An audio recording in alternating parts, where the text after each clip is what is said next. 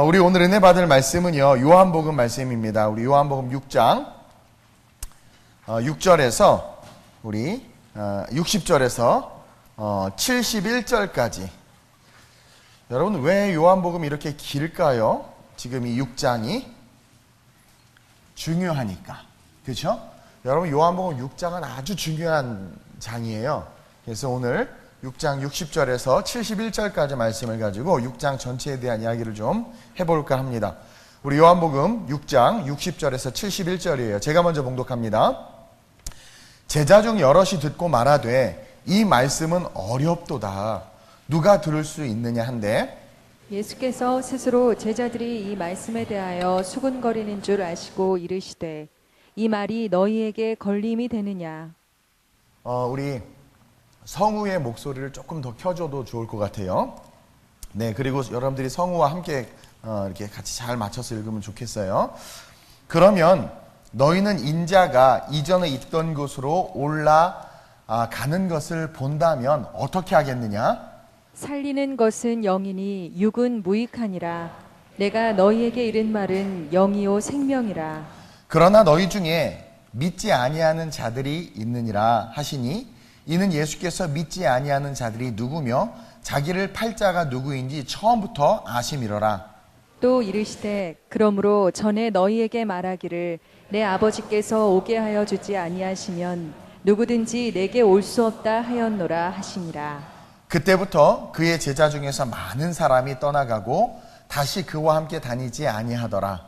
예수께서 12 제자에게 이르시되 너희도 가려느냐.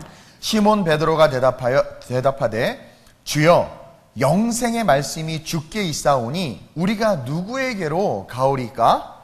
우리가 주는 하나님의 거룩하신 자이신 줄 믿고 알았사옵나이다. 예수께서 대답하시되 내가 너희 12를 택하지 아니하였느냐?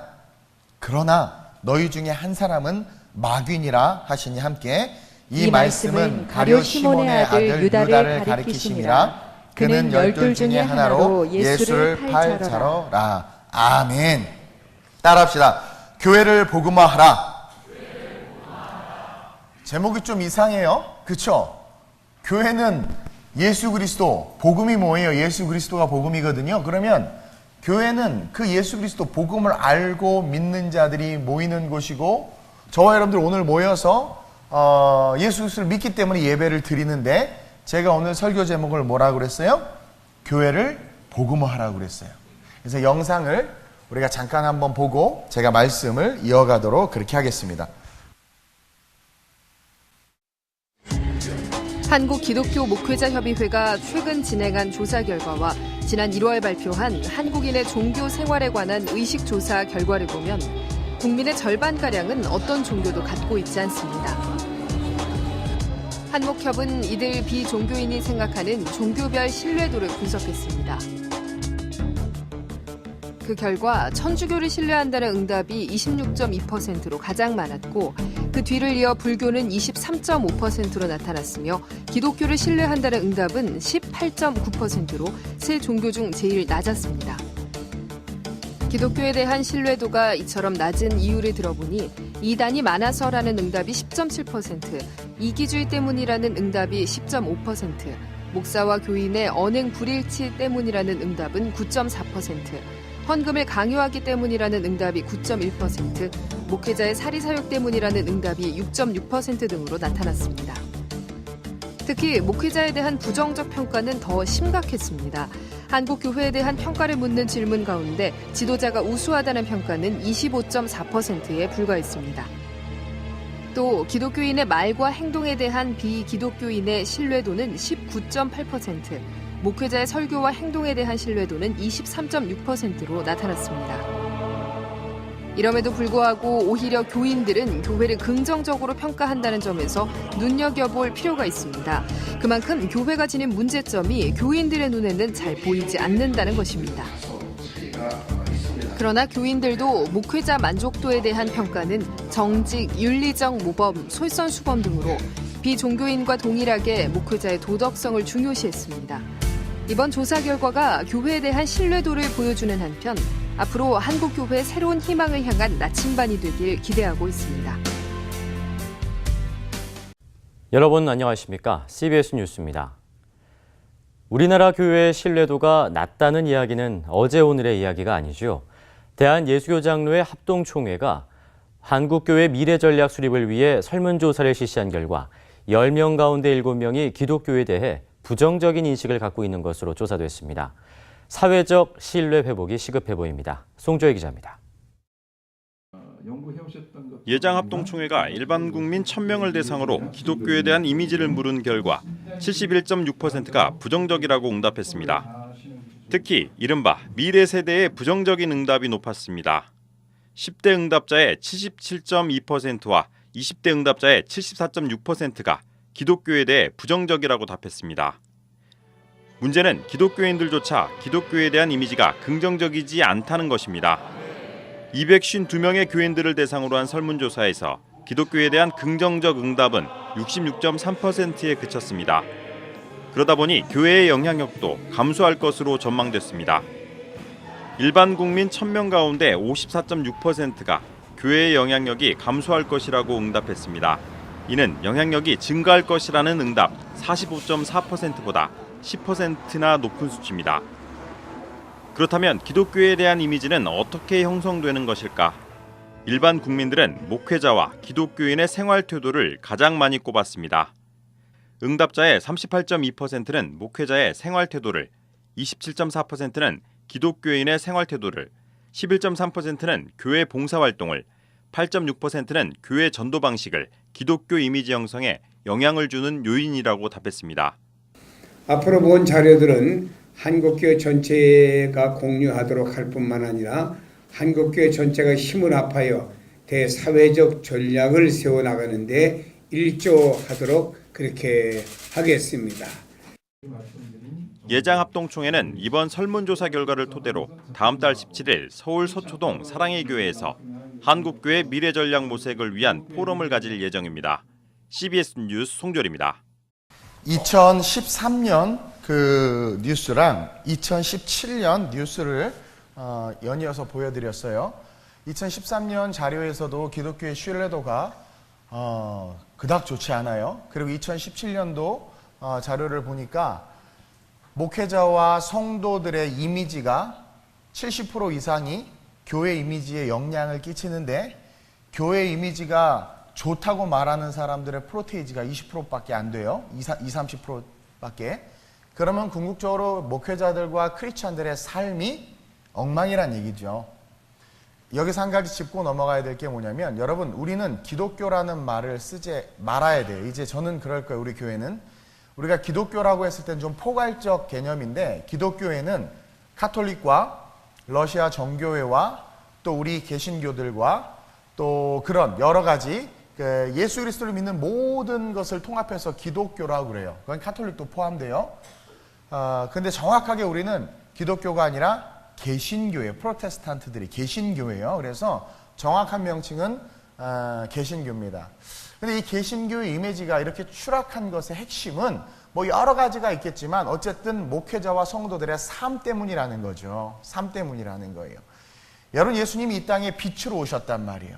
그렇죠? 그리고 우리에게 뭐라고 말했냐면 너희는 세상의 빛이라고 그랬어요. 빛이라는 것은 뭐냐면 쉽게 말해서 본이 돼야 되는 거예요. 옳고 그름을 볼 수 있도록 해줘야 되고 세상을 향해서 옳고 그름에 대해서 이야기해 줄 수 있어야 되는데 한국교회가 그 기능을 잃어버린 거예요. 그래서 제가 오늘 설교 제목을 교회를 복음화하라라는 제목으로 사실 이런 영상 교회에서 목사님들이 틀기가 쉽지 않은 영상인데 이것을 통해서 여러분들하고 좀 진지하게 고민을 해보려고 해요. 왜냐하면 제가 오늘 캄보디아 선교를 떠난단 말이에요. 그리고 우리 교회는 선교의 목적으로 세워졌어요. 10년이 지났는데 뭐 제 스스로 평가하기에 그래도 잘 걸어왔다라는 생각을 해요. 왜 그러냐면 열매를 보면 그 나무를 알 수 있다고 했는데 우리 교회 열매가 참 아름다워요. 필리핀에도 아름다운 성도들이 열매 맺고 있고 유럽에 우리 교회 때문에 많은 이탈리아 교회들이 도전받아서 안 하던 거리 전도를 하고 교회들이 부흥하는 것을 제가 페북을 통해서 봐요. 그리고 우리 교회도 작게 시작했지만 복정동에 작게 시작했지만 10년 만에 그래도 하나님께서 이렇게 좋은 곳으로 이전하게 하셔서 성장을 주셨어요. 열매를 보면 알기 때문에 그래도 잘 걸어오는 것 같아요. 근데 앞으로 우리가 걸어가야 될 세상이 만만치 않은 세상이란 말이에요. 그리고 제가 오늘 선교를 떠나고 또 우리 교회는 선교하는 교회인데 그 선교를 누가 하냐라는 거야. 여러분 선교를 누가 해야 돼요? 저와 여러분들이 해야 된다라는 거죠. 제가 지난주에 주님의 꿈 선교라는 제목으로 설교와 함께 프리젠테이션을 했어요. 그렇죠? 그러면서 하나님이 이런 꿈을 갖고 계시고 선교라는 것은 문화적 지리적 경계를 넘어 복음을 전하는 것이고 그러면서 쭉 얘기를 했어요. 근데 그러면서 드는 생각이 그 문화적 지리적 경계를 넘어서 복음을 전하는 선교를 누가 하냐? 바로 우리 크리스천들, 개신교, 우리 성도들이 해야 되는데 그렇죠? 한국 교회가 해야 되는데 지금 한국 교회가 그리고 저와 여러분들이 그 선교를 감당하지 않고 있다라는 거예요. 말씀을 준비하면서 기도하는데 하나님께서 제 마음 가운데 그런 감동을 주시는 거예요. 한국 교회와 많은 크리스찬들과 성도들이 인본주의적인 선교를 하고 있고 선교가 많이 어긋나 있어요. 이번에 선교 갔다 오신 어떤 분들 중에서는 정말 제대로 된 선교를 경험했다. 사실 선교가 아니라 성경학교인데, 그렇죠? 그리고 뭐 자꾸 이상하게 루머를 퍼뜨려서 우리 교회 선교가 빡세다라고 말하는 사람은 이렇게 잠깐 이렇게 좀 머리가 좀 빠졌으면 좋겠어요. 이게 빡센 게 아니고 예수 믿고 빡센 삶을 살아야죠. 예수 믿고 편하게 살다 죽는 건 그건 성경에 전혀 없어요. 예. 근데 어느 순간 인본주의적인 선교로 한국교회가 변질되어져 가고 있고 돈만 보내는 선교로 변질되어져 가고 있고 그리고 선교 성과주의에 빠져서 많은 이런 것들을 한 것에 대해서 더 크게 학교를 세우고 선교지에 더 많은 땅을 사고 하여튼 대한민국 선교사님들만 땅을 그렇게 산대요. 땅 사고 땅을 좋아하는 민족인가 봐요. 그리고 뭐 하여튼 그러면서 그것으로 선교에 대한 성과주의로 자기 능력을 인정받는 것처럼 막 그렇게 여겨지고 있다라는 거죠. 그리고 그것을 하나님이 기뻐하시는 선교인 줄 알고 착각하고 있다라는 거예요. 여러분 예수님의 12제자들 중에서 가룟 유다를 보면서 저는 그런 생각을 해요. 아니 어떻게 저럴 수 있을까? 여러분 가룟 유다가 예수님을 배신했잖아요. 근데 생각해 보세요. 예수님 하나님의 아들 예수님과 함께 밥을 먹었어. 난 밥 한 번 먹었으면 좋겠네.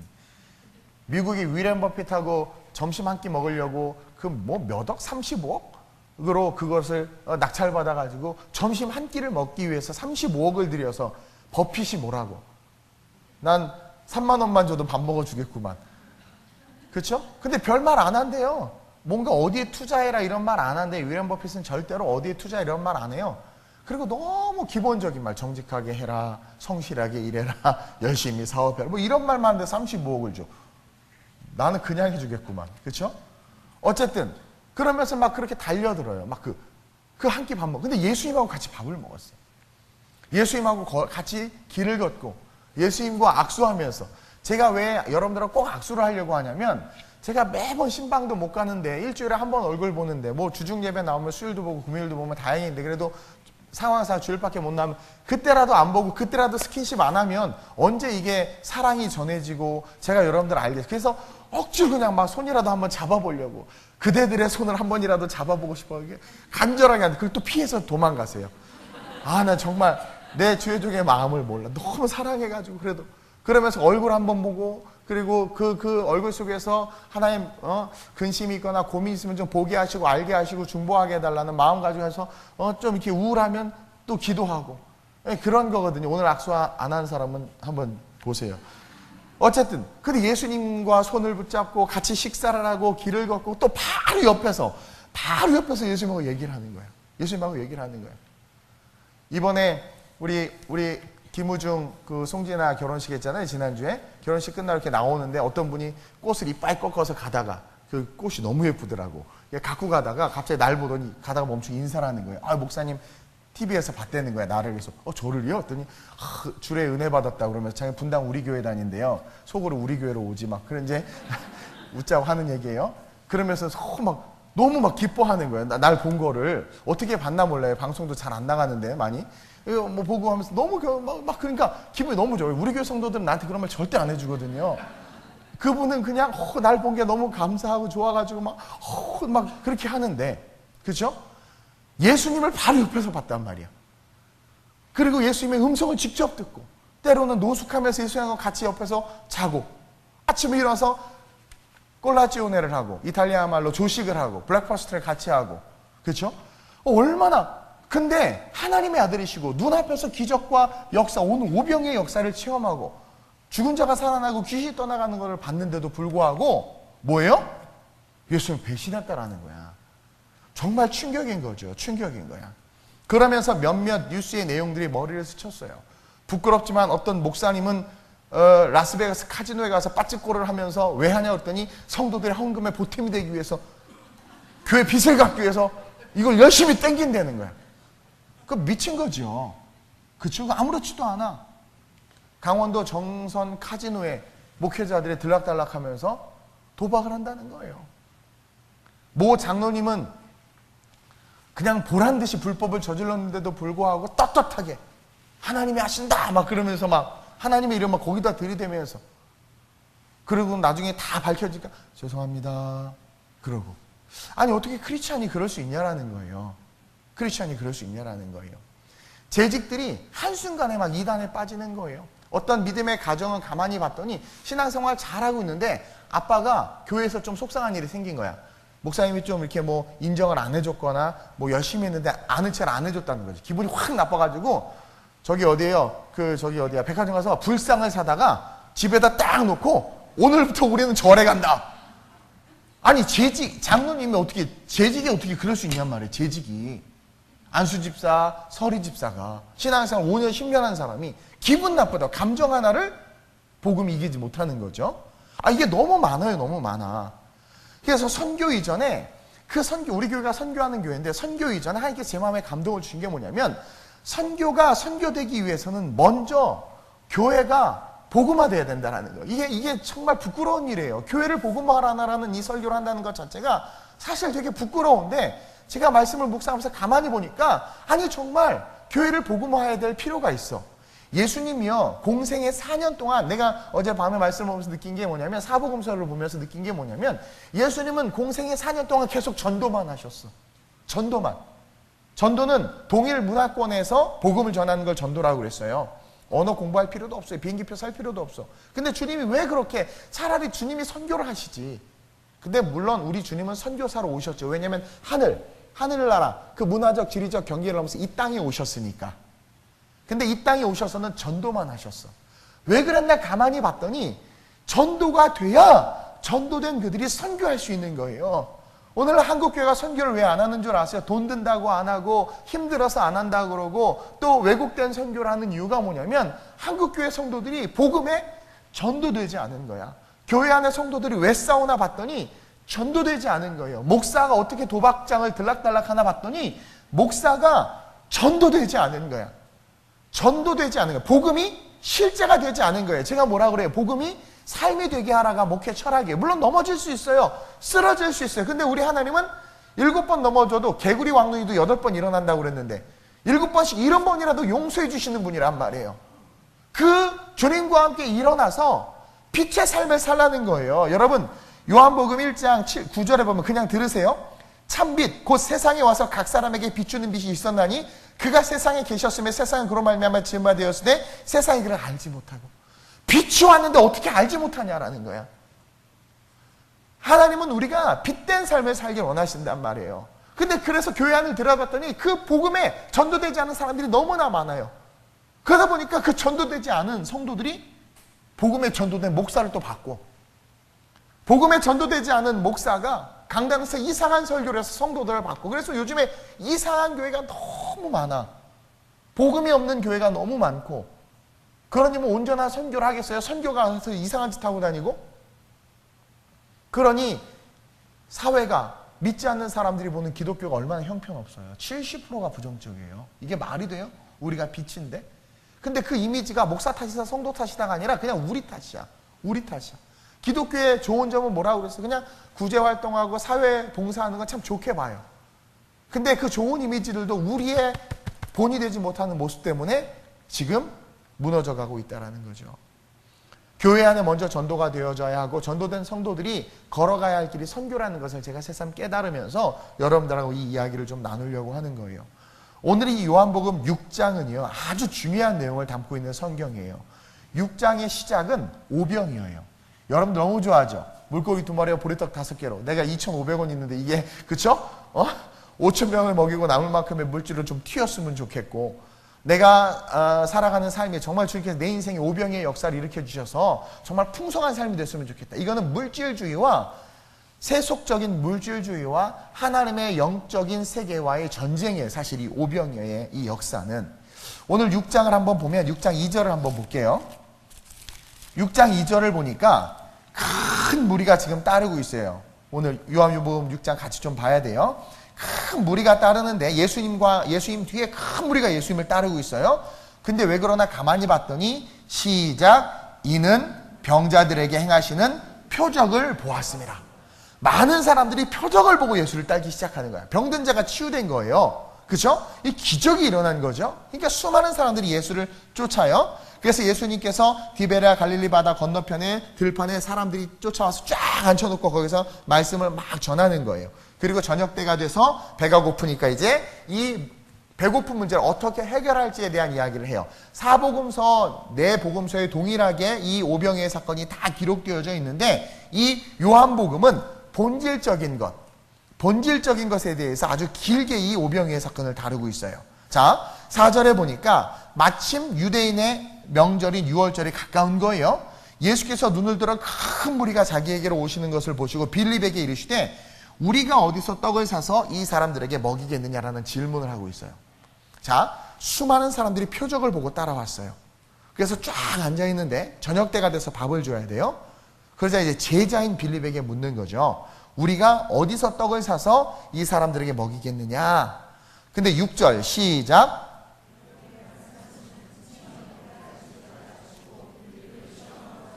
지금 테스트 하시는 거예요. 하나님은 우리를 테스트하고 마귀는 우리를 템테이션 해요. 똑같은 시험이라는 뜻인데 다르죠. 테스트는 강하게 하기 위한 시험이고 템테이션은 우리를 죽이고 무너뜨리기 위한 시험이라는 거예요. 하나님은 항상 테스트의 시험을 하세요. 템테이션은 마귀가 하는 거예요. 하나님이 이 빌립을 훈련시키고자 시험하려고 딱 물어봤어요. 그러자 빌립이 대답하되 각 사람으로 조금씩 받게 할지라도 200데나리온의 떡이 부족하다라는 거예요. 여기서 우리는 예수님의 제자의 병든 시선을 볼 수 있어. 예수님의 제자란 말이에요. 예수님 옆에서 기적을 봤어요. 능력을 보고 권세를 봤단 말이에요. 그럼 예수님이 자, 이들을 어떻게 먹이지? 어떻게 떡을 사서 먹일까 했으면 주님의 기적으로 먹이시옵소서, 주님의 능력으로 먹이시옵소서 이렇게 말해야 돼. 여러분들의 인생의 비전 속에 혹은 내가 하는 사업 속에 내가 뜻하지 않은 어려움을 당했을 때 우리는 어떻게 기도해야 돼요? 하나님의 능력으로 하나님 이 문제를 해결해 주옵소서. 내가 믿나이다. 귀신 들린 아들을 데리고 온 아버지가 예수님에게 뭐라고 말하냐면 할 수만 있거든 내 아이를 고쳐달라는 거예요. 그러니까 주님이 열받으셨어요. 할 수만 있거든? 할 수 있거든이 무슨 말이야? 주님은 그 말을 몰라요. 믿는 자에게 능치 못할 것이 없다. 그러면서 믿으면 뭐예요? 모든 것을 가능하게 한다는 거예요. 다른 말로 말하면 믿으면 내가 일한다라는 거예요. 그러니까 우리가 믿는다라고 말하면 믿으면 하나님이 일하시는 거예요. 빌립에게 그걸 물어보는 거예요. 야, 이 많은 사람 떡을 어떻게 먹일까? 어디서 사서 먹일까? 주님 먹이시옵소서 하면 되는 거예요. 근데 빌립이 뭐라고 그래요? 오늘 7절에 각 사람으로 조금씩 받게 할지라도 200데나리온의 떡이 부족해. 수학은 엄청 잘해. 매스매틱스의 귀재야 아주 그냥. 그러면서 그새 계산해가지고 200데나리온의 돈이 필요하다라는 거죠. 병자들은 기적과 표적을 보고 예수에게 따라왔는데 제자들은 뭘 봐요? 뭘 못 봐요? 기적과 능력을 행하시는 주님을 못 보는 거야. 그러자 옆에 있던 제자 하나가 8절에 안드레가 예수께 여짜오되 여기에 한 아이가 있어 보리떡 5개와 물고기 2마리를 가지고 있나이다. 그러나 그것이 이 많은 사람들에게 얼마나 되겠사옵나이까. 자, 누가 갑자기 도시락을 준 거야. 이것은 안드레의 신앙이 아니에요. 성도들 중에 어떤 사람이 작은 도시락을, 엄마가 싸준 도시락을 갖고 와서 여기 이거 도시락을 안드레한테 준 거예요. 저 이거 있는데 이거라도 좀 예수님이라도 드시게 하세요. 주님을 향한 헌신이죠. 그러니까 안드레가 딱 갖고 와가지고 주님, 그러니까 갖고 왔으니까 주님이라도 드시기라고 여기 있다고 말하는 거예요. 그걸 어떻게 하냐면 9절에 보면 중반에 그러나 그것이 이 많은 사람에게 얼마나 되겠사옵나이까. 얘 지금 뭐예요? 믿음이 없는 거예요. 하나님이 기적의 하나님, 능력의 하나님이라는 게 그 안드레의 신앙 속에 없는 거예요. 아니 예수님과 밥을 먹고 기적을 보고 능력을 행했는데도 불구하고 10절에 예수께서 이르시되 이 사람들로 앉게 하라 하시니 사람이 쫙 앉았어요. 5,000명쯤 됐어요. 11절 시작. 예수께서 떡을 가져 축사하신 후에 앉아있는 자들에게 나눠주시고 물고기도 그렇게 그들의 원대로 주시느니라. 주님은요, 그들의 시선을 또 변화시켜요. 어떻게 변화시키냐면 가지고 있는 유한한 물고기 2마리와 보리떡 5개, 그리고 200데나리온 이상의 돈이 필요하다라는 어떤 팩트죠. 그런 어떤 경제적인, 그런 이성적인 이성주의 앞에 주님이 그들의 시선을 어디로 몰아가요? 앉게 하라는 거예요. 그리고는 축도하시고 기도하시고 나눠주라는 거예요. 나눠줄 때 안드레가 누가 나눠주는지 모르겠지만 물고기 2마리 보리떡 5개가 있는 거예요. 하나를 나눠, 이게 되겠어? 근데 어쨌든 순종해서 나눠줬어. 하나를 나눠줬더니 또 있는 거야. 나눠줬더니 또 있는 거야. 지금 또 뭘 봐요? 기적을 보고 있어. 표적을 보고 있단 말이에요. 그리고 주님께서 어떻게 하셨냐면 13절에 이에 거두니 보리떡 5개로 먹고 남은 조각이 12바구니에 찼더라. 여러분 12라는 숫자는 완전수예요. 완전수. 그래서 예수님이 12제자를 택하신 거예요. 1년 12개월로 하나님께서 만든 그 법칙은 완전수야. 날수와 시수와 연수를 만드신 분이 하나님이에요. 완벽한 축복을 주셨어요. 이게 뭐냐면 예수 그리스도를 온전히 바라보면 우리의 삶은 완전한 축복이 임할 수밖에 없다라는 거예요. 그렇죠? 그러면서 사람들이 14절에 행하신 표적을 보고 이는 참으로 세상에 오실 그 선지자라 하면서 많은 사람들이 따르는데 15절 시작. 그러므로 예수께서 그들이 와서 자기를 억지로 붙들어 임금으로 삼으려는 줄 아시고 다시 혼자 산으로 떠나시니라.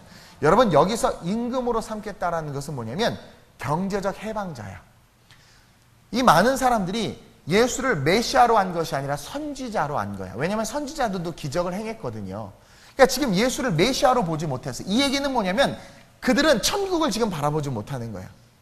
C.S. 루이스가 그랬죠. 오늘날 이 사회가 이렇게 타락하는 이유는 많은 크리스찬들이 천국에 대한 소망을 잃어버렸기 때문이라고. 천국에 대한 소망을 잃어버렸기 때문에 우리가 이 땅에서 영원히 살 줄 아는 거예요. 그러니까 이 땅이 중요해지는 거야. 그러니까 이 땅에서 지혜로워야 되고 잘 살아야 되고 약삭 빨아야 되고 신앙생활은 하지만 신앙생활과 별개로 세상에서 생존해야 되니까 인간의 방법과 자기 속에는 좋을 대로 그렇게 삶을 살아가는 거예요. 그래서 복음보다도 말씀보다도 뭐가 더 중요해지냐면 세상 사는 법칙이 더 중요해지는 거예요. 그러니까 양심에 화인을 맞기 시작하고 그러니까 목회자가 도박을 하고 성도들이 자기 마음대로 생활하는 거예요. 그래서 기독교의 평가지수가 저렇게 세상에서 욕을 먹는데도 괜찮아. 불법을 행하고도 떳떳해. 어떻게 그럴 수 있죠? 불법적인 세습을 하고 불법적인 탈세를 하고 불법적인 그런 횡령을 하고도 떳떳할 수 있는 것은 예수가 없는 거예요. 예수가 없는. 근데 그런 예수가 없는 사람들이 아무렇지도 않게 예수님을 찬양하면서 예배드리고 있다면 그 예배에 성령이 함께 할까요? 아니요, 쇼야.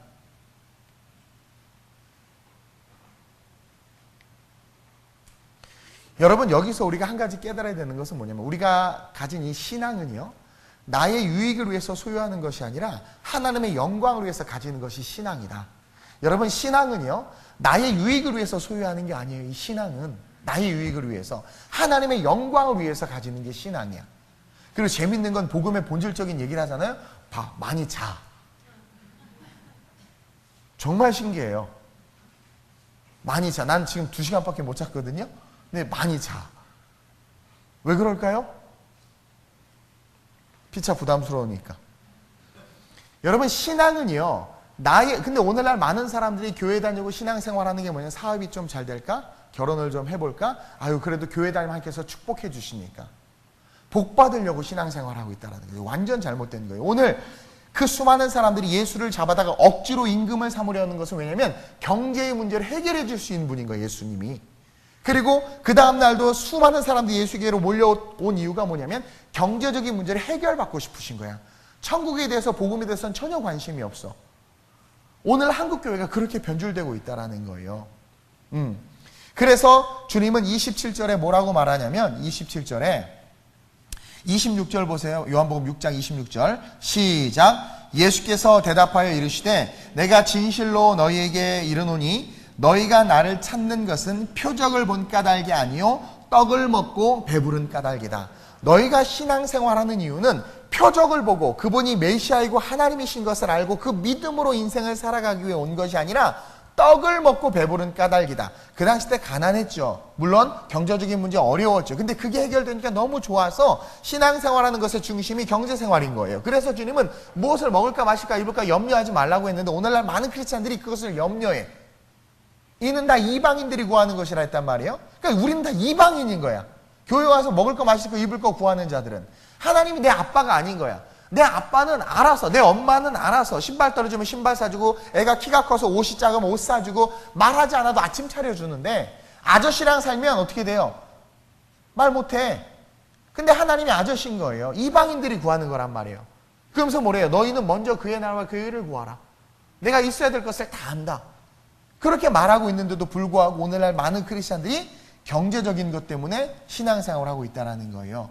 그러면서 27절에 시작. 썩을 양식을 위하여 일하지 말고 영생하도록 있는 양식을 위하여 하라. 이 양식은 인자가 너희에게 주리니 인자는 아버지 하나님께서 인치신 자니라. 그러면서 예수 그리스도에게 집중하라고 이야기하고 있어요. 썩을 양식을 위해서 살지 말고, 즉 신앙생활은 내 유익과 성공을 위해 사는 것이 아니라 영생하는 양식, 영생하는 양식이 누구예요? 예수 그리스도. 예수 그리스도를 위해서 신앙생활하는 거란 말이에요. 그래서 주님은 자기가 떡임을 오병이어 사건 이후에 계속 이야기하고 있어. 이 요한복음 6장이 긴 이유가 그거예요. 떡 먹었지, 배부르지. 근데 그 떡을 만드신 이가 누구냐라는 거예요. 하나님이라는 거예요. 그리고 이 땅에서 먹는 떡은 언젠가는 죽을 수밖에 없지만, 영생하는 떡을 먹는다면 이 땅에서 주시는 떡도 다 받을 뿐만 아니라 영원한 천국에 이를 수 있다라는 거예요. 그래서 35절에 예수님이 뭐라고 말하냐면, 예수께서 이르시되 나는 생명의 떡이라. 내게 오는 자는 결코 줄이지 아니할 터이요 나를 믿는 자는 영원히 목마르지 아니하리라. 그러니까 예수가 실제가 되면 이 땅에서도 잘 살아요. 영원히 결코 줄이지 않는다는 것은 육적인 걸 말해요. 그러면서 동시에 영원히 목마르지 않는다는 것은 우리의 삶에 이 땅에서의 소욕이 사라지는 거야. 그러면서 이 목마름이 뭐예요? 막 이 땅이 막 그 갈망, 막 욕심, 이런 것들이 사라지고 가치를 위한 삶이 된다라는 거예요. 그리고 그 가치를 위한 삶은 어떻게 돼요? 우리의 삶의 진정한 부가 되는 거예요. 제가 또 다른 영상 하나 보려고 했는데 시간이 걸려서, 한 장로님이 뭐라고 고백하냐면, 경제가 어려워져가지고, 자기 삶이 어려워져가지고 여기저기 강연을 다녔어요. 교수님이신데 강연을 다니는 돈 주는 기업체만 막 다니는 거예요. 근데 제자가 시골에서 와달라고 그런 거야. 교수님 좀 한번 모시고 싶다고. 근데 그 교수님이 갈 생각을 안 했어요. 왜냐하면 거기 다른 약속이 잡혀 있는 거야, 방송국에. 근데 방송국은 돈을 많이 주는데 제자한테가 뭐 제자가 가는데 돈 받을 수도 없고. 근데 고민하다가 하도 간청을 해서 갔어. 가서 했는데 사람들이 좋아하고 너무 행복한 거야. 그래서 노년의 때 가만히 생각해 보니까, 아, 내가 너무 돈을 쫓았구나. 물론 경제적으로 어렵긴 하지만 이제는 좀 가치 있는 삶을 좀 살아봐야 되겠다 하면서 그분이 그 일을 하기 시작한 거예요. 근데 그 마지막 멘트가 뭐냐면, 그거 아세요 여러분? 내가 그렇게 가치를 위해서 살았더니 물질도 덩달아 풍성해지더라고요 라고 이야기하는 거예요. 그게 성경의 법칙이에요. 그 장로님 그걸 나중에 깨달은 거예요.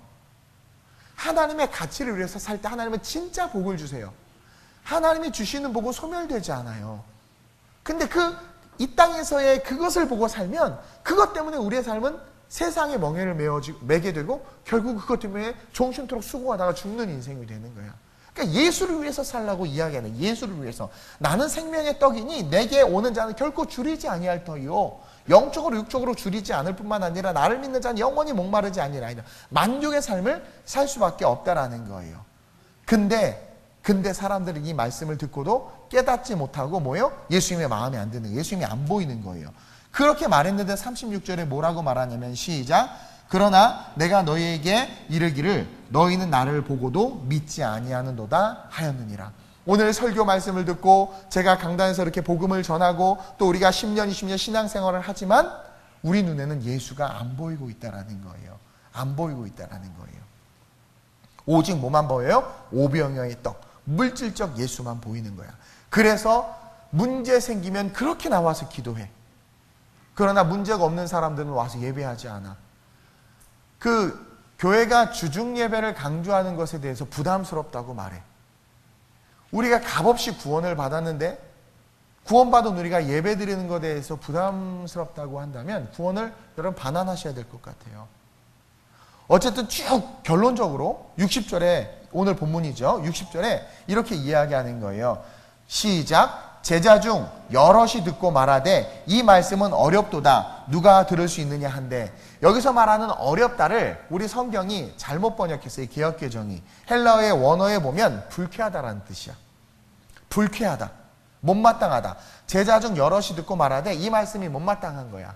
이 말씀이 불쾌한 거야. 목사님 그냥 복음적 관점에서의 경제론을 이야기해 주시고 복음적 관점에서의 교육론을 좀 이야기해 주세요. 피차 부담스러운 얘기 하지 말고 좋은 얘기들, 그냥 선한 얘기들 해주세요라고 이야기하는 거야. 이 말씀은 어렵도다. 누가 들을 수 있느냐? 아, 불쾌. 이걸 누가 듣겠어? 그러는 거예요. 그러면서 61절에 예수께서 스스로 제자들이 이 말씀에 대하여 수근거리는 줄 아시고, 누가? 제자들이, 성도들이 수근거리는 줄 아시고 이르시되 이 말이 너희에게 걸림돌이 되느냐? 걸림이 되느냐? 그렇죠? 어렵은 게 아니라 지금 걸림이 된다라는 거야. 걸림이. 헌신해라, 선교해라, 선한 말을 해라, 사랑해라, 용서해라. 이게 걸림이 되는 거예요. 걸림이. 저와 여러분들 기억하셔야 돼요. 사람들은 물질의 축복을 구하는데 주님은 자꾸 자기가 생명의 떡이라고 말하면서 자기를 먹어야 된다고. 51절 보세요. 나는 하늘에서 내려온 살아있는 떡이니 사람이 이 떡을 먹으면 영생하리라. 예수의 말씀을 받아 먹으라는 거죠. 내가 줄 떡은 곧 세상의 생명을 위한 내 살이라 하시니라. 그러면서 자기를 먹어야 된다고 그러는데 사람들은 영생에는 관심이 없고 세속적 부와 성공에만 관심이 있는 거예요. 그러니까 주님의 말씀이 듣기 싫고 불쾌했던 거예요.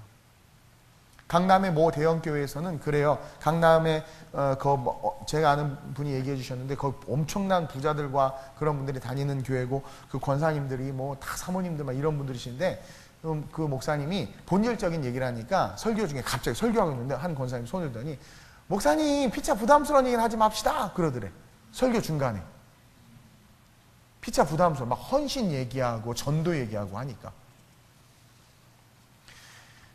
여러분 우리가 값없이 구원을 받았단 말이에요. 그러니까 예수 믿고 편하게 살려는 생각은 마귀가 주는 생각이에요. 가룟 유다가 왜 예수를 배반한 줄 아세요? 가룟 유다에게 복음은요 죽이는 거였어요. 근데 그 죽이는 복음을 가룟 유다가 거부한 거야. 욕심을 죽이라고 하죠. 물질에 대한 생각을 죽이라고 하죠. 그리고 세속적인 관점을 죽이라고 하죠. 근데 그 죽이라는 말씀이 싫어서 복음을 거부하니까 결국 어떻게 됐어요? 그 유다 자체가 다 그냥 자살해서 죽어버렸잖아요. 근데 베드로에게 복음은 생명이었어요. 베드로도 예수님 부인했잖아요. 그렇죠? 계집 여종 앞에서 부인하고 닭 울기 전에 3번 부인하고. 근데 베드로에게는 예수님의 말씀이 생명이었어요. 그는 받아들였어요. 예수님의 말씀을. 그리고 회개했고 돌이켰고 아버지의 뜻대로 살았어. 그러자 어떻게 됐어요? 둘 다 예수님을 배반했지만 가룟 유다는 죽었고 베드로는 순교했어. 저와 여러분들에게 복음은 생명이 돼야 돼요. 저는요 제가 선교한다고 막 하면서 선교는 하는데 가만히 보니까 교회 안에서의 이 전도가 너무나 필요하다라는 생각이 든 거예요. 하나님께 그 마음에 감동을 주신 거예요.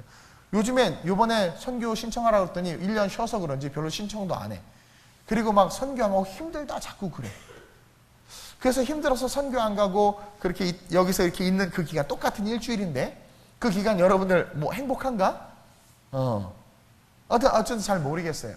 근데 여러분들의 신앙 속에서 혹시 이 신앙생활 하는 것이 내 유익을 위해서 하는 거라면 여러분들은 절대로 그 신앙이 전혀 유익이 되지 않아요. 신앙생활은요 나의 유익이 아니라 주님의 영광을 위해서 하는 게 신앙생활이에요. 그럼 주님의 영광을 위해서 신앙생활 한다는 건 뭐겠어요? 그분이 원하는 삶을 살아내는 거예요. 하고 싶은 말 쉽게 하는 것이 아니라 힘들게 참아내고 섬기고 사랑하고 베풀고 그렇죠? 헌신하고.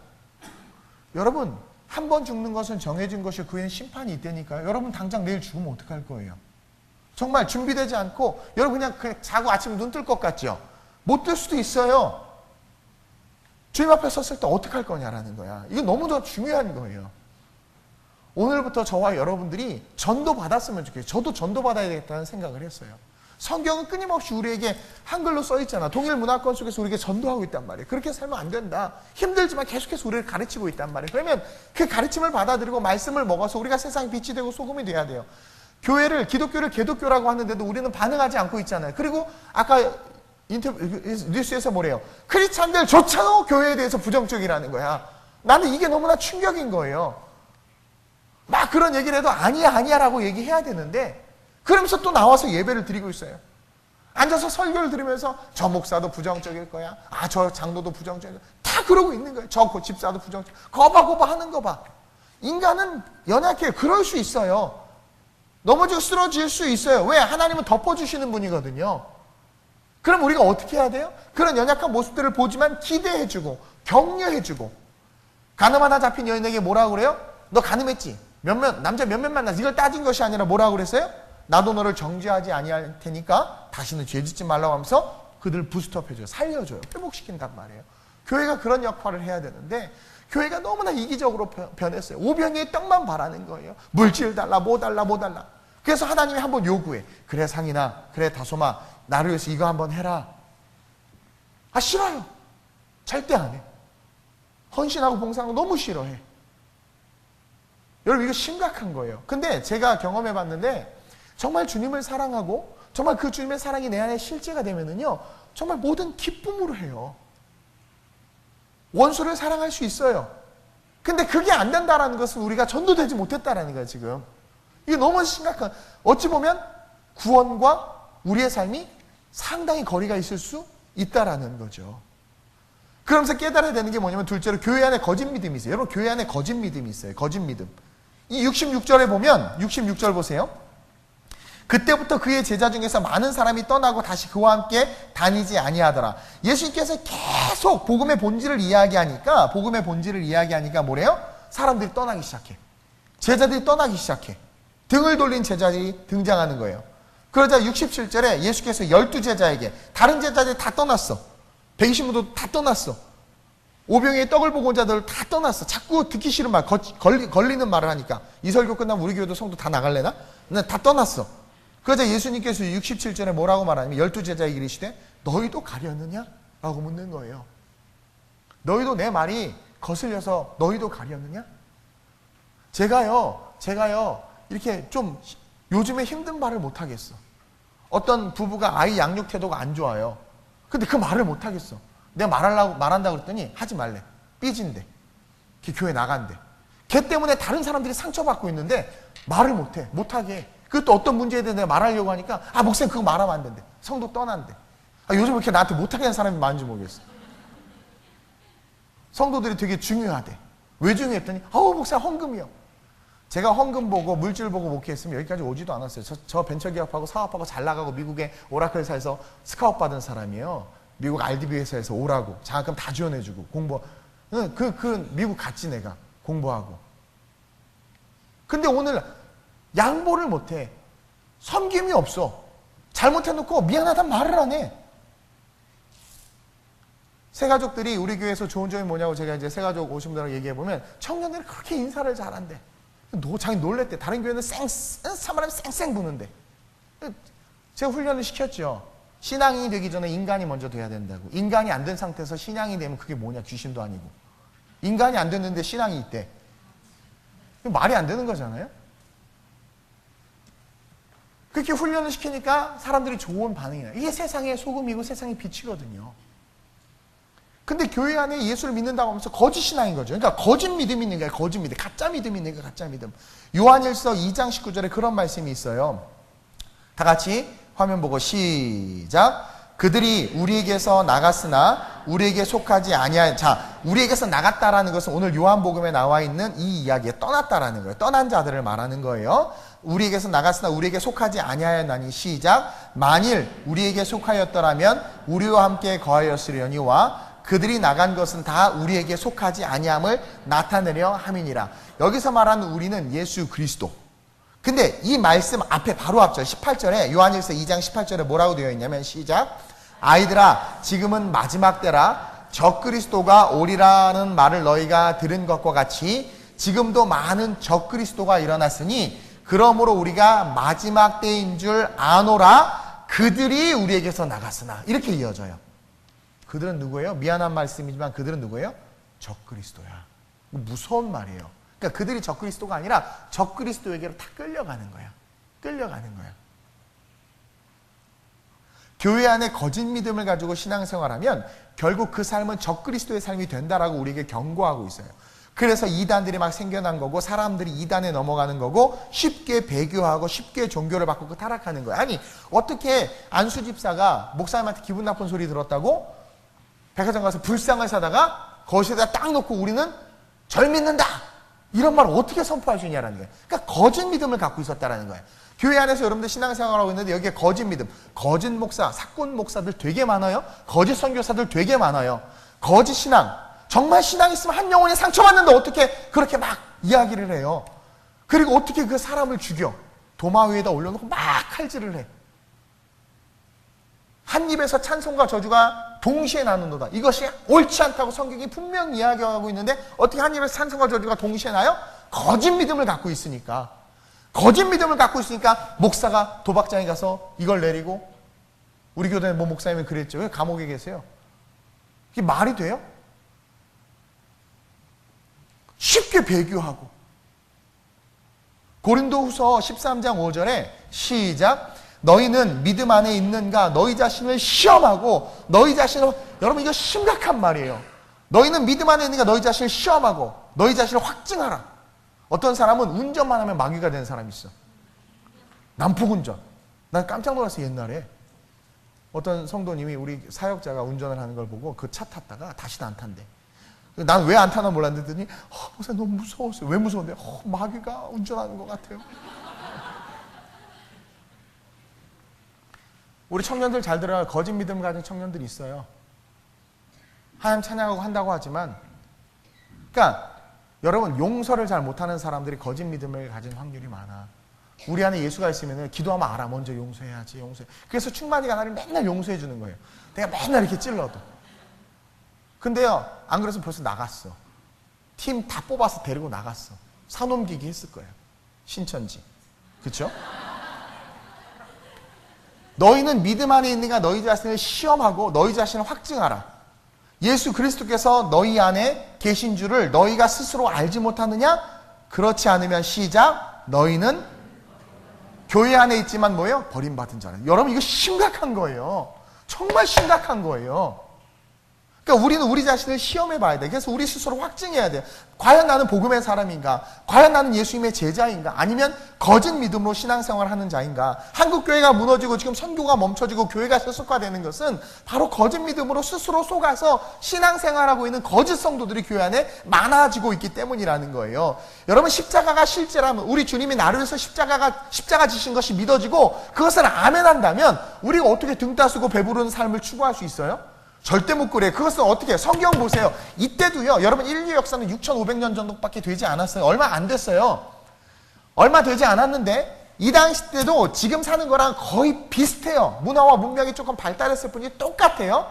근데 이들은 그 상황에서 순교했단 말이에요. 이들은 그 상황에서 자기 유익을 구하지 않았어요. 이들은 그 상황에서 복음을 해서 기꺼이 헌신하고 희생할 수 있었단 말이에요. 근데 오늘 우리는 왜 못하냐라는 거예요. 시대가 더 좋아져서요? 아니요. 우리는 거짓 믿음을 갖고 있기 때문일 수 있다라는 거죠. 초대교회는 그러지 않았어요. 초대교회는 가진 재산을 다 말하지 않아도 성전에 내놓고 가난한 자에게 나눠주라고 했단 말이에요. 근데 오늘 한국교회 목사님들 재산 다 갖다 바치라고 그러잖아요. 그래야 하늘에 상급이 있다고. 난 그분들한테 그래. 너부터 갖다 바치라고. 근데 초대교회는 어떻게 했어요? 자기가 가지고 그냥 사도들 발 앞에 놨어요. 그래서 사도들이 그것을 가지고 다 나눠줬는데, 모든 성도들에게 동일하게 나눠줬는데 그걸 받아갖고 와보니까 더 많아졌어. 오병이의 역사가 초대교회 성도들의 삶에 충만하게 일어난 거예요. 우리 교회가 오병이의 역사가 얼마나 많이 일어나는 줄 아세요? 없는 것 같으나 있고 안 되는 것 같으나 된단 말이에요. 여러분 복음은 실제란 말이에요. 병든 자들이 몰려왔고 빌립에게 야 얘네들을 떡 어떻게 주지? 주님 주시옵소서 그래야 되는데 계산하고 앉아있단 말이에요. 세수가 됐단 말이에요. 주님이 계속 영적인 걸 얘기하니까 제자들이 다 떠나가는 거예요. 그러니까 예수님이 12제자들 보고 너네들도 떠나갈 거니? 너희들도 가려고 하니? 너희들도 갈 거니? 라고 말하는 거예요. 근데 그 중에 한 명은 갔어요. 가룟 유다는. 거짓 믿음을 가지고 예수님 곁에 쫓아다녔던 거야. 여러분 이거 심각한 거예요. 저는 한국교회가 욕먹는 게 너무나 속상해요. 여러분 한낱 미물인, 요즘에 강아지들 좋아하잖아요. 개 많이 키우죠? 얼마나 충성스러워요. 누가 뭐라는 줄 아세요? 사람을 믿는 개를 키운다 그래요. 개는 배신을 안 해. 주인을 위해서 목숨을 버리는 게 개야. 그 은혜 한 번 받았다고. 내가 영상을 찾아봤어요. 또 강아지 영상 엄청 많더만. 그 개를 버렸어 주인이. 근데 몇 날 며칠 그걸 찾아온 거야 세상에. 근데 그 개를 또 버려. 이 인간이 악해. 보세요. 한낱 미물도 그 은혜를 기억해서 죽기까지 주인에게 순종하는데 영원한 삶, 그 천국을 주신 우리를 위해서, 우리가 아직 의인을 위해서 죽는 자가 간혹 있거니와 죄인을 위해서 죽는 자는 없어요. 근데 우리가 아직 죄인 되었을 때 예수님이 십자가에 달려 죽으셨단 말이에요. 그것을 믿는다면 우리가 어떻게 이렇게 살 수 있어요? 어떻게 이렇게 살 수 있어요? 내 애가 남의 애를 막 패는데 엄마가 미안하다는 말도 안 해. 그리고 남이 내 애 패잖아요? 고소해. 이게 크리스찬이야. 카페 가서 막 떠드니까 카페 주인이 좀 조용히 해줄 텐데, 아이 뭘 조용히 해, 여기 오면 안 되겠다, 집사는 우리 딴 카페 가. 거기서 왜 집사라고 말을 하냐라는 거예요. 교회 가보세요, 내가 카페 가보세요, 다 보면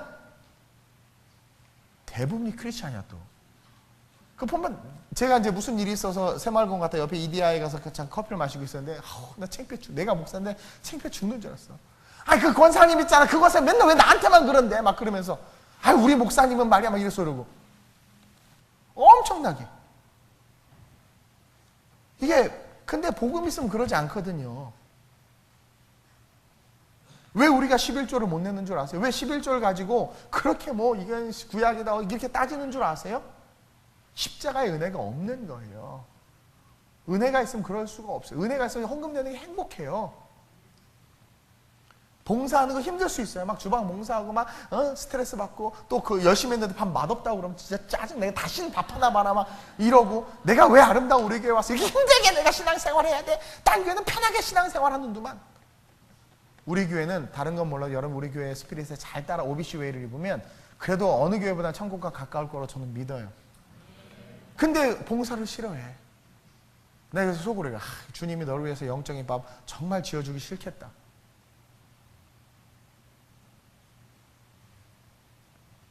아니, 그 예수가 나를 위해서 죽은 것을 믿고 그 주님을 사랑한다고 하면서 우리가 어떻게 하는 거야? 우리 주님이 지금 67절 벌써 눈물 하면서 너희도 가려느냐. 저 어제 이 말씀을 읽는데 눈물이 나는 거예요. 너희도 예수님이 신이신데 우리 위해서 죽으러 오셨는데, 그래서 본질적 복음을 얘기하는데 제자들이 다 떠난 거야. 그러니까 내가 12명, 갈릴리에서 부른 12명, 야 너희는 내가 부르지 않았느냐. 근데 너희까지 예수께서 12제자를 이르시되 너희도 가렸느냐. 시몬 베드로가 대답하되 주여 영생의 말씀이 주께 있사오. 이런 고백을 원하는 거예요. 우리가 누구에게로 가오리까? 예수밖에 없다라는 거예요. 우리가 주는 하나님의 거룩하신 자인 줄을 믿고 알았사옵나이다. 베드로는 신앙 고백을 해요. 그 말씀이 아팠지만 돌아간 것이나 받아 먹었어요. 근데 70절 보세요. 예수께서 대답하시되 내가 너희 12를 택하지 아니하였느냐? 그러나 너희 중에 한 사람은 마귀냐. 여러분 충격적인 말 아니에요? 자기 제자에게 마귀래. 마귀. 이것은 여러분 잘 돼. 가룟 유다가 마귀라는 게 아니에요. 우리가 다른 복음서에서 읽었듯이 마귀에게 가룟 유다가 지배당하는 거죠. 근데 결국 그 삶을 계속 가다 보면 결국 어떤 삶이 되냐면 마귀가 된다라는 거야. 그것을 아까 요한일서에서 뭐라고 그래요? 거짓 선지자가 된다라는 거예요. 그래서 여러분들 지금 2단, 3단들 그 구원파 계보나 이런 것들 보면 다 2단에서 나온 거야. 그러니까 거기서 다 아류들이 다 쏟아져 나오는 거예요. 그러면서 71절 이 말씀은 가룟 시몬의 아들 유다를 가리키심이라. 그는 12 중 하나로 예수를 팔 자라라. 가룟 유다에게도 구원의 은혜는 있었지만 그가 거짓 믿음을 계속 붙잡고 있었던 거야. 이게 설교를 듣다 보면 아플 때가 있어요. 근데 그 아플 때 여러분들이 반응해야 돼. 아프다라는 건 뭐겠어요? 아프다라는 건 내가 병든 거야. 물론 어떤 목사님 막 강단에서 욕한대. 나는 그 목사 상당히 문제가 있다고 생각해요. 예수 그리스도는 인격이거든요. 인격은 그럴 수 없어요. 성령 충만은 그럴 수 없어요. 그 말을 하는 내가 얼굴 화끈거려서 말을 못해. 근데 그걸 아무렇지도 않게 한다? 내가 봤을 때 아니. 여러분 분별할 줄 알아요. 마지막 때 거짓 선지자들이, 여러분 그거 알죠? 양의 탈을 쓴 늑대, 양의 탈을 쓴 이리. 양의 탈을 썼는데 자기는 뭐예요? 일이야. 일인데 양처럼 보여야 되니까 양보다 더 양인 거야. 이런 사람들 있죠. 양은요, 지가 양이니까 막 이렇게 그냥 사는 게 양이야. 막 자기가 양이니까. 막 그 양이니까. 근데 양의 탈을 딱 쓰는데 자기의 본질이 일이잖아. 근데 양처럼 하려니까 막 진짜 뭐 이런 놈이 돼. 근데 영적으로 영안이 감기는 사람은 그런 사람 신앙 좋다고 그래. 신앙 좋네. 최고야. 그래서 신천지들이 산 옮기기 하러 교회 들어올 때 여기 계시면 회개하세요. 와가지고는 우리 산은 못 옮겨요. 와가지고는 뭐라고 말하냐면 완전 진짜 막 아멘 하고 막 헌금 막 하고 막 전도 막 목사님 최고라고 막. 그러니까 목사님 너무 기분이 좋은 거야. 좋은 거야. 막 그래가지고 너 바로 승진해서 벌써 막 장로 되고 막. 그때서야 딱 벗어. 그러놓고는 그냥 잡아먹고 막 그냥 다 입원을 시키고. 그런 우리 교단 목사님 한 교회가 그렇게 돼가지고요.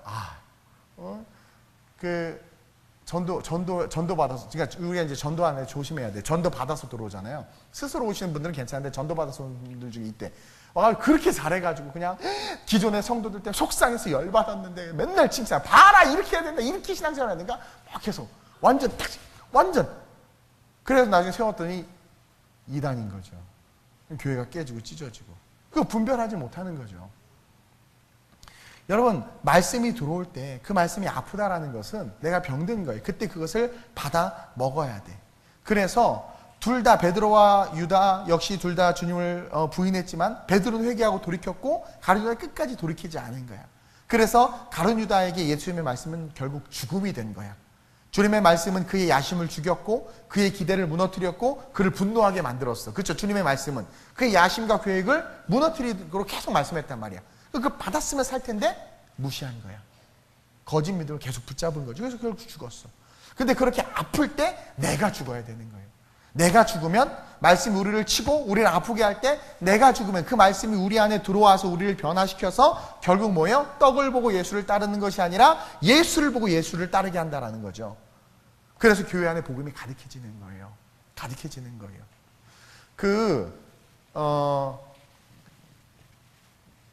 제가 여기 왔을 때 이 말을 자꾸 하지 말라고 그러는데 거짓말 안 하고 저는 개척부터 지금까지 사례비를 단 한 푼도 안 받았어요. 그러니까 새 가족들이 자꾸 물어봐요. 목사님 어떻게 사냐고. 제가 개척 초기에는 대학에서 시간 강사로 강의를 했어요. 강사료를 받았는데 하나님이 그만두라고 했을 때 그만뒀어야 되는데 그 사례비도 안 받는데 강사료로 받는 걸 먹고 살아야 된다고 내가 끝까지 버텼거든요. 불순종했거든요. 그래서 하나님께서 과를 없애버리셨어요. 통폐합되면서 학과장님 저를 부르더니 이 교수님 죄송한데 이렇게 좀 사실 저는 시간 강사 하다가 겸임교수로 이렇게 됐는데 자격이 안 되는데 됐어. 하나님의 은혜로. 근데 개척하면 그만뒀어야 되는데 안 그만둔 거예요. 그래서 잘렸어요. 그게 힘들잖아요. 근데 난 그걸 놓으면 안 될 줄 알았어. 근데 하나님께서 역사하셔서 진짜 돼요. 그래서 한 가정이 10년째 우리 집 월세를 내주고 있어. 저는 하나님 앞에 다 올인했어요. 제가 연봉이 여러분 거의 어마어마했던 사람이 잘 모르나 본데. 근데요, 복음이 실제가 되니까, 정말 복음이 실제가 되니까요, 그거 별로 의미가 없어. 진짜 그래요. 저는 완전히 바닥에도, 테헤란도 한 바닥에, 완전히 벤처 하다가 배신당해가지고, 테헤란도 한 바닥에 내던져져가지고 막 그런 일도 겪어보고, 막 하나님께서 막 올리셔서 연봉 거의 1억 가까이도 받아보고 막 그랬었어요. 근데 다 의미가 없어, 바울처럼. 예수가 진짜 내 안에 실제가 되면 진짜 욕심이 사라져요. 아무것도 없어요. 아무것도 없어요. 그리고 하나님이 주시는 걸로 살게 돼. 제가 요즘 그렇게 살아요. 그렇게. 그리고 저는 분명히 말씀드리면 저는 영원한 천국이 실제가 되기 때문에 하늘의 상급을 바라보지. 그러니까 저렇게 걸어놓고 알죠. 우리 목사님들이 저한테 그래요. 이 목사 골프도 좀 배우고 놀아. 놀기는 뭘 놀아. 그 양심이 안 돼요. 그렇다고 골프 치는 게 나쁜 건 아니에요. 그 아주 과학적인 운동이고요. 대단한 운동이고 정신력이 엄청난 운동이고요. 한국에서만 부르주아 운동이라고 생각하는데 유럽이나 뭐 미국에서는 그냥 배드민턴 치는 거예요. 배드민턴 치는 거. 우리 생각도 좀 바뀔 필요가 있긴 하지만 어쨌든 중요한 건 복음의 본질을 바라보면 세상 욕심이 싹 사라져. 그리고 하나님의 능력으로 살게 돼요. 그게 얼마나 기쁜지 몰라. 그 삶을 위해서 헌신할 수 있고 살 수 있어야 돼요. 네. 그 마음으로 하나님의 영광을 위해서 우리가 세상에서 살아갈 때 세상 사람들 우리를 보고 뭐라고 그러겠나라는 거예요. 지금이야 카톨릭이 엄청나게 부흥하고 있어요. 정부에 계신 분들이 다 카톨릭 사람이에요. 다 카톨릭인 거 알죠? 지금 대통령부터 해서 쫙쫙 카톨릭이야. 지금 구교와 신교의 전쟁이 일어나고 있어요, 여러분. 이게 영적 전쟁이에요, 쉽게 말하면. 되게 무서워요. 근데 이 프로테스탄트가 얼마나 하나님의 축복인지 여러분들에게 제가 한번 광고했는데 설교할 거라고. 되게 어려운 내용이긴 하지만 어쨌든 지금 제가 선교는 주님의 꿈이다 하면서 캄보디아를 가려고 하고 또 광저우로 가려고 하는데 가만히 보니까 내 안에 영적인 힘이 자꾸 빠지는 걸 보니까 그 선교를 우리가 해야 되는데 우리가 전도되지 않은 거야. 우리가 복음이 없는 거예요. 그러니까 내가 선교하는 걸 이상하게 보고 목사님 왜 자꾸 나가냐고 그러고, 그리고 재정도 없는데 왜 자꾸 엉뚱한 데 쏟아붓냐고 그러고, 그런 말을 하는 것 자체가 우리가 복음화되지 않은 거예요. 그러나 정말 복음화되면 바울이 그랬던 것처럼, 데살로니가 교회가 그랬던 것처럼 그 복음을 해서 우리의 모든 것들을 드릴 수 있는 거죠. 저는 한국교회가 복음 안에서 회복됐으면 좋겠어요. 저와 여러분들이 진짜 신앙을 가진 자들이 됐으면 좋겠어요. 진짜 신앙을 가진 자들. 교회가 먼저 전도돼야 돼. 우리가 먼저 전도돼야 돼요. 제발. 못된 성도들 있죠? 못된 성도들. 거짓 신앙을 갖고 있는 거야. 진짜 믿음이 있으면 그럴 수 없어요. 그래서 여러분들 철야 때 나와가지고 좀 부르짖었으면 좋겠어. 내 안에 성령을 달라고, 성령 충만함으로 진짜 크리스찬의 삶을 살아갈 수 있게 해달라고. 여러분, 마지막 때가 얼마 남지 않았어요. 우리는 언제 죽을지 몰라요. 한순간에 한순간이야. 영원한 천국을 준비해야 돼. 주님 오실 날이 멀지 않았어요. 근데 성경에 보니까 마지막 때에 구원받을 자가 별로 없대. 주님이 오셔서 양과 염소로 두 부류로 나누고 한 부류에게 뭐래요? 너는 복받을 자인데 우리가 왜 복받나요? 했더니 넌 내가 목마를 때 물을 줬고 내가 배고플 때 밥을 줬다라는 거야. 그것을 주님께 한 거로 받아들이는 거예요. 이게 크리스천의 삶이란 말이에요. 근데 얘네들한테 넌 저주받을 자야. 왜 우리가 저주받습니까? 너희가 목마를 때 물을 주지 않았고 내가 목마를 때 내가 배고플 때 밥 주지 않았대. 그러니까 얘네들이 뭐라 하면 주님이 언제 목마르다고 우리한테 말했어요? 주님이 언제 우리한테 배고프다고 그랬어요? 말하고 있잖아요, 성경이. 그 말씀대로 삶을 살지 않은 거예요. 여러분, 그날은 반드시 옵니다. 우리가 그러니까 예수 믿는 거예요. 지금 그 천국 앞에 섰을 때 여러분 부끄럽지 않았으면 좋겠어요. 그리고 하늘의 상급을 받는 그런 신앙인이었으면 좋겠어요. 진짜 여러분들이 복음 앞에 살잖아요. 여러분들 먹고 사는 문제 하나님께 다 해결해 주세요. 막힌 거요? 여러분 정말 복음을 해서 살아보세요. 그냥 열리고 뚫려요. 그게 복음이 실제라는 거예요. 제발 그런 삶을 사는 정말 저와 여러분들이 좀 됐으면 좋겠습니다. 오늘 이 시간 한번 기도했으면 좋겠습니다. 교회를 복음화하라고 그랬어요. 교회를 복음화하라고. 지금 주님이 뭐라고 말하냐면 너희도 가려고 하느냐? 너희도 가려고 하느냐? 너희도 자꾸 세상으로 세속으로 가려고 하느냐라고 말하고 있단 말이에요. 우리 주님은 우리로 하여금 전도하고 복음을 전하라고 말하는데 한국교회가 그걸 안 하려고 해요. 오늘날 전도하라고 해보세요. 안 하잖아요. 예배 나오라고 그래서 안 나와요. 헌신하라고 그래 안 해요. 왜 그러냐면 우리 안에 어찌 보면 거짓 믿음이 있기 때문일 수 있단 말이에요. 또 이 설교가 기분 나빠서 다음 주에 안 나올 수도 있어요.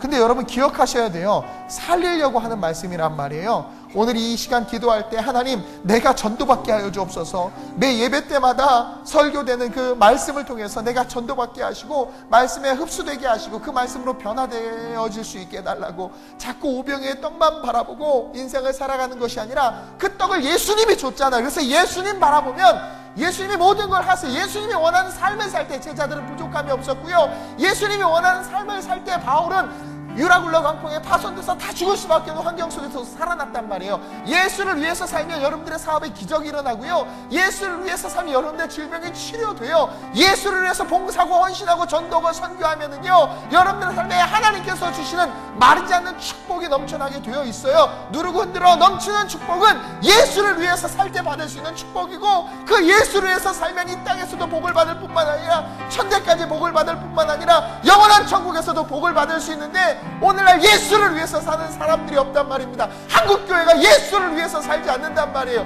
그러니까 이렇게 욕을 먹고 있단 말이에요. 저와 여러분들 오늘 이 시간 기도합시다. 하나님 내가 진짜 복음을 가지고 신앙생활하게 하옵소서. 어차피 믿기로 한 거 정말 어차피 믿기로 한 거 제대로 믿고 하나님 영원한 천국을 준비할 수 있는 내 삶이 될 수 있게 해달라고. 아름다운 우리 교회가 이 대한민국의 교회를 세우는 데 쓰임받을 수 있게 해달라고 간절하게 주님을 한번 부르고 교회가 복음화로 전도될 수 있게 해달라고 기도합니다. 주여 좋으신 아버지 하나님 감사합니다. 오늘 이 거룩한 주일을 맞이하여 하나님 교회를 복음화하라고 말씀을 전하게 하시니 감사합니다. 한국교회가 세상에 이렇게 손가락질 당하고 있고 무너지고 있습니다. 목사들이 정신을 못 차리고 있고 성도들도 덩달아 같이 자기 숙이는 좋을 대로 신앙생활하고 있습니다. 하나님 주님 오실 날이 멀지 않았는데 말씀처럼 배교하는 자들이 늘어나고 있고 교회는 점점 무너지고 있습니다. 우리를 불쌍히 여겨 주옵소서. 하나님 진짜 신앙생활 할 수 있도록 은혜 베풀어 주옵소서. 하나님 내 성격 성질 하나 이기지 못하는 건 복음이 아닙니다. 나 하나 변화시키지 못하는 건 복음이 아닙니다. 내가 변화되지 않는 건 복음이 없기 때문입니다. 복음을 가진 자들은 다 변화되었습니다. 기꺼이 순교했고 기꺼이 물질을 드렸으며 기꺼이 헌신했습니다. 욕을 먹는 것을 기뻐했고 앉으나 서나 기도하며 복음을 증거했습니다. 우리가 염려와 고민 속에 빠지고 늘 불안하고 두려운 것은 우리가 전도당하지 않았기 때문입니다. 우리가 복음 속에 있지 않기 때문입니다. 한국교회가 복음 안에 있지 않기 때문에 이 어려움을 당하는 줄로 압니다. 하나님, 우리를 불쌍히 여겨주옵소서. 우리를 긍휼히 여겨주옵소서. 이 나라의 민족의 교회가 복음화되게 하여 주옵소서. 다시 교회가 전도받게 하여 주옵소서. 성도들이 전도받게 하여 주옵소서. 선교한다고 하는데 하나님 가슴의 아픔을 고백합니다. 하나님의 영광에서 산다고 하는데 마음이 하나님 편하지 않음을 고백합니다. 주여, 우리를 새롭게 하여 주옵소서. 우리를 새롭게 하여 주옵소서. 복음으로 삶을 살아내는 자들이 되게 하여 주옵소서. 복음의 실제가 되는 자들 되게 하여 주옵소서. 용서하는 삶을 살게 하여 주옵소서.